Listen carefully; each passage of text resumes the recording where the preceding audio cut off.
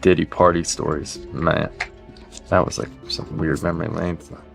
The biggest secret in the entertainment industry that really wasn't a secret at all has finally been revealed to the world. That was a crazy one. What am I doing? Viewer discretion is advised. The following is for educational and entertainment purposes only. This is the verbatim federal courtroom testimony in the Sean Diddy Combs trial as reported by Inner City Press. Millions have known Ashton Kutcher as the prankster, heartthrob, or savvy investor. But on a humid spring morning in a Manhattan courtroom, that image shattered. Kutcher didn't walk in as a celebrity. He walked in as a witness. And what he revealed left the room stunned. Kutcher, once part of Diddy's infamous Hollywood circle, was now distancing himself from the mogul while confessing to what he'd seen, what he ignored, and what he now regretted. This was the day Ashton Kutcher broke his silence. The courtroom was tense as he was called on day 9 of the trial. No swagger, no smile, just a damp brow and darting eyes. The prosecution wasted no time.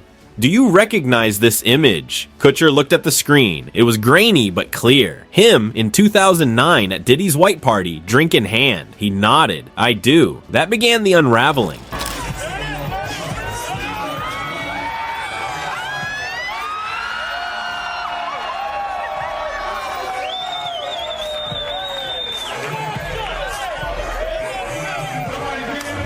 I was friends with him, Ashton admitted. I looked up to him, but there were things I saw, things I ignored. He described how the new Hollywood Rat Pack formed. Kutcher, Diddy, Danny Masterson, Wilmer Valderrama. What began as parties became something darker. It started as fun, then business, then something else, curated experiences, and I didn't ask enough questions. When asked if he'd seen criminal behavior, Kutcher hesitated. I didn't know what I was seeing at the time. That's what I told myself, but I know better now.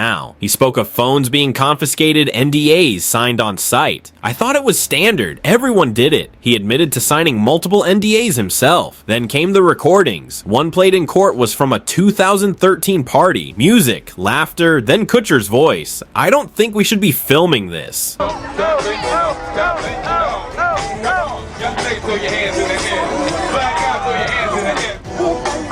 This is too much. When asked who he meant, Kutcher looked toward Diddy, then said, guests. Some were models, some weren't, but they weren't told what was going to happen. The testimony wasn't just about Diddy, it was about complicity, about a culture that rewarded silence. Kutcher admitted he had once played along, but now he was trying to make it right. He spoke further about the Rat Pack years. It was a machine, he said, private jets, parties with no clocks or windows, secret rooms only some were allowed in. You had to be approved. I didn't ask who did the approving. Asked again about illegal behavior, Ashton exhaled. Not with my own eyes, but I heard things. I ignored them. I told myself it was rumors. He recalled a 2012 yacht party where Diddy brought out a group of young women. He said they signed. You're safe. I laughed. I shouldn't have. Over time, things got darker. Danny got more paranoid. Diddy and Danny were very close. The court showed footage from Diddy's 2009 white party, co-hosted by Kutcher. We were promoting charity publicly, but something else privately, he admitted. You learn to keep secrets, he said. You don't rise in Hollywood without shutting up. He explained how people who asked too many questions were cut out.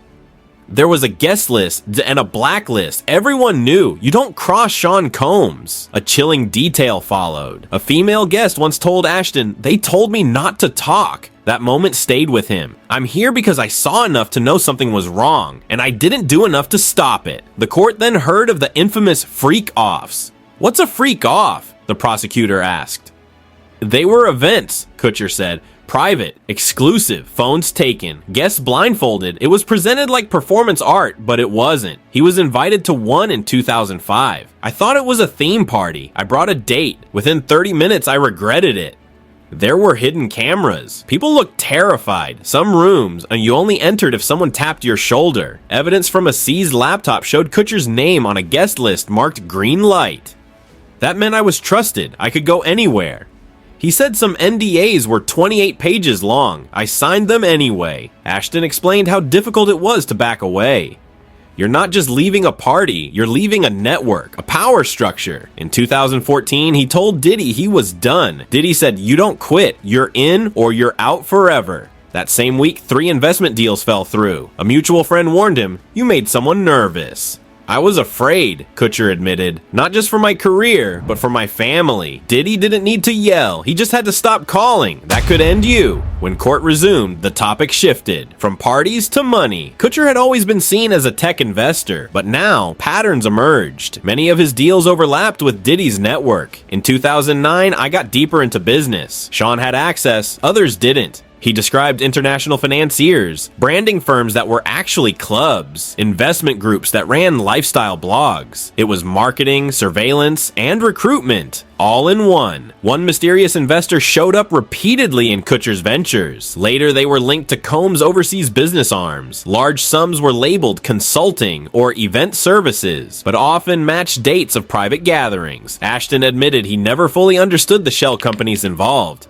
They said it was to protect IP. I think it was to hide who was funding what. When asked why he didn't question it, he was blunt. Because the money was good. The prosecution laid out a damning timeline. Kutcher's tech hub in LA, a nightlife app that folded after receiving millions. That funding was traced to accounts now frozen. User data from that app, names, locations, biometrics, was sold off. I didn't know, Ashton said, but maybe I should have.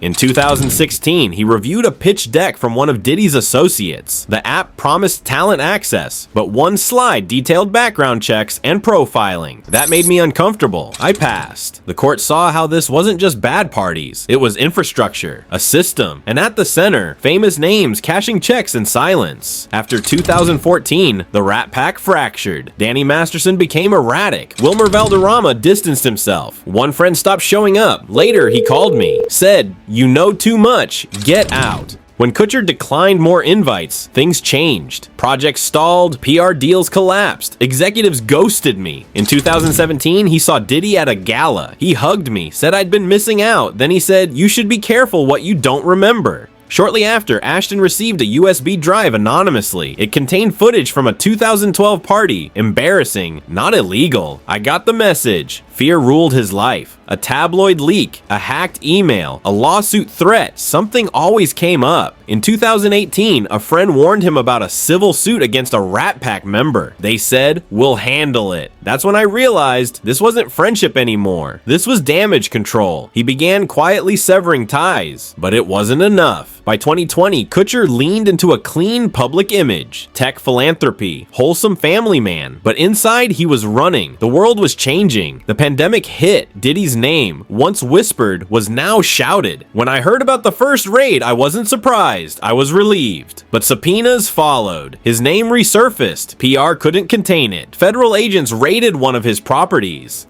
They had a warrant. I gave them everything. He stayed silent until now. I was scared. Not just legally, I didn't know how deep it went or who it would hurt. The final blow came in 2023. A resurfaced video of a Hamptons party. Influencers were seen being led into off-limits areas. Ashton on camera said, "Just keep them calm until we start." It wasn't what it looked like, he said in court. I thought it was a branding shoot. That's what I was told. But the public didn't care. His brand collapsed. Endorsements dropped. Mila, his wife, was livid. She begged me to walk away. I didn't listen. His kids began asking questions. Why are people yelling at our house? Why are there cameras? He couldn't answer. Not really. And it all ended, not with a bang, but with a quiet collapse. Then came the mention of Danny Masterson. We came up together, Ashton said. We shared everything. Work, parties, investors. Danny brought Scientology. Ashton brought tech. Diddy brought fashion. Together they built something vast, something powerful. It was designed to silence dissent. And now that machine was breaking, piece by piece.